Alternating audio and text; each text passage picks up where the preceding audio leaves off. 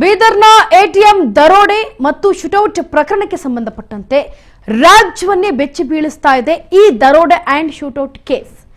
S, 1 ವರ್ಷವಾದರೂ ಇನ್ನೂ ಭೇದಿಸದ ಈ ATM ದರೋಡೆ ಇದೀಗ ಜನವರಿ 16, 2025ರಂದು ನಡೆದಿದ್ದಂತಹ ಈ ದರೋಡೆ ಕಮ್ ಶೂಟೌಟ್ ಏನಿದೆ ಇದಕ್ಕೆ ಸಂಬಂಧಪಟ್ಟಂತೆ ಹಾಡು ಹಗಲೇ ನಡೆದಿತ್ತು. ಇದು ಈ ದರೋಡೆ ಮತ್ತೆ ಶೂಟೌಟ್ ಕೇಸ್ನ 83 ಲಕ್ಷ ದರೋಡೆಯನ್ನ ಮಾಡಿ ಅಲ್ಲಿಂದ ಪರಾರಿಯಾಗಿದ್ರು ಈ ದರೋಡೆಕೋರರು.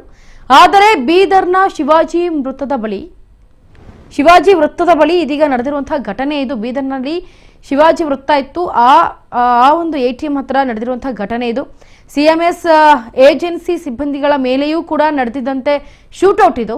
ಈ ದರೋಡೆಯಲ್ಲಿ ಬಲಿಯಾಗಿದ್ದ ಒಬ್ಬ ಸಿಎಂಎಸ್ ಏನು ಏಜೆನ್ಸಿ ಇದ್ರು ಆ ಸಿಬ್ಬಂದಿ, ಸ್ಥಳದಲ್ಲೇ ಸಾವನ್ನಪ್ಪಿದ್ದ ವೆಂಕಟಗಿರಿ ಸಿಬ್ಬಂದಿ, ಗಂಭೀರವಾಗಿ ಗಾಯಗೊಂಡಿದ್ದ ಸಿಬ್ಬಂದಿ ಶಿವಕುಮಾರ್ ಗುನ್ನಳ್ಳಿ. ಇದೀಗ ದರೋಡೆಕೋರರ ಪತ್ತೆಗೆ 2 IPS ಅಧಿಕಾರಿಗಳು ಮತ್ತು 8 ವಿಶೇಷ ಪೊಲೀಸ್ ತಂಡಗಳ ರಚನೆ ಮಾಡಲಾಗಿತ್ತು. ಬಿಹಾರ ಮೂಲದ ದರೋಡೆಕೋರರು ಅಂತ ಈಗ ಸದ್ಯಕ್ಕೆ ಪತ್ತೆಯಾಗಿದೆ. ಏನು ಅಮನ ಕುಮಾರ್ ಹಾಗೆ ಆಲೋಕಿ ಕುಮಾರ್ ಅಂತ ಪತ್ತೆಯಾಗಿದೆ. ಇವರಿಬ್ಬರೇ ಮಾಡಿರೋದು ಅನ್ನೋದು ಸದ್ಯದ ಮಾಹಿತಿ ಪ್ರಕಾರ ಪತ್ತೆಯಾಗಿರೋದು. ಇಬ್ಬರು ಬಿಹಾರದ ವೈಶಾಲಿ ಮೂಲದವರು ಅನ್ನೋ ಮಾಹಿತಿ ಲಭ್ಯವಾಗಿದೆ. ಆದರೆ ಇನ್ನೂ ಆರೋಪಿಗಳನ್ನ ಪತ್ತೆ ಹಚ್ಚುವಲ್ಲಿ ಪೊಲೀಸ್ ಇಲಾಖೆ ವಿಫಲವಾಗಿದೆ. ಬೀದರ್ ಪೊಲೀಸರಿಂದ ತಲೆನೋವಾಗಿದೆ ಈ ಪ್ರಕರಣ. ಬೀದರ್ ಪೊಲೀಸರು ಇನ್ನೂ ಇವರಿಬ್ಬರನ್ನ ಹುಡುಕಾಟದಲ್ಲೇ ಇದ್ದಾರೆ. ಇವರಿಬ್ಬರನ್ನ ಏನು ಹುಡುಕೋದ್ರಲ್ಲಿ ಅಥವಾ ಬಂಧಿಸೋದ್ರಲ್ಲಿ ವಿಫಲರಾಗಿದ್ದಾರೆ ಬೀದರ್ ಪೊಲೀಸರು.